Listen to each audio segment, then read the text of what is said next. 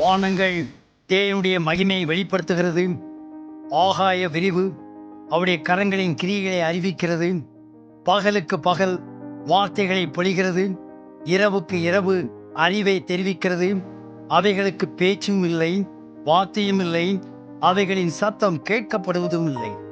ஆகிலும் அவைகளின் சத்தம் பூமி எங்கும், அவைகளின் வசனங்கள் பூச்சக்கரத்தை கடைசி வரைக்கும் செல்கிறது.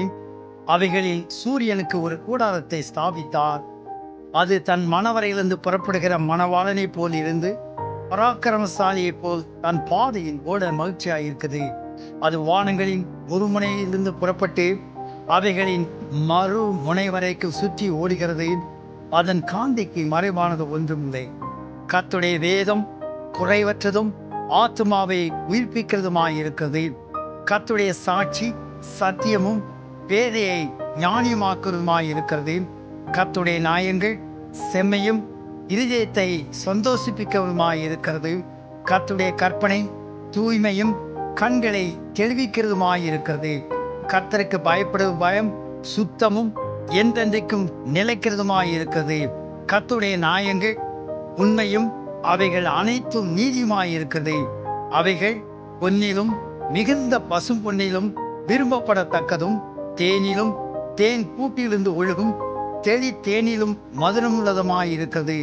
அன்றியும் அவைகளால் உமது அடியேன் எச்சரிக்கப்படுகிறேன். அவைகளை கை கொள்கிறதுனால் மிகுந்த பலன் உண்டு. தன் பிழைகளை உணர்கிறவன் யார்? மறைவான குற்றங்களுக்கு என்னை நீங்களாக்கும். துணிகரமான பாவங்களுக்கு உமது அடியேனை விலைக்கு அருளும். அவைகள் என்னை ஆண்டு கொள்ள ஒட்டாதிரும்.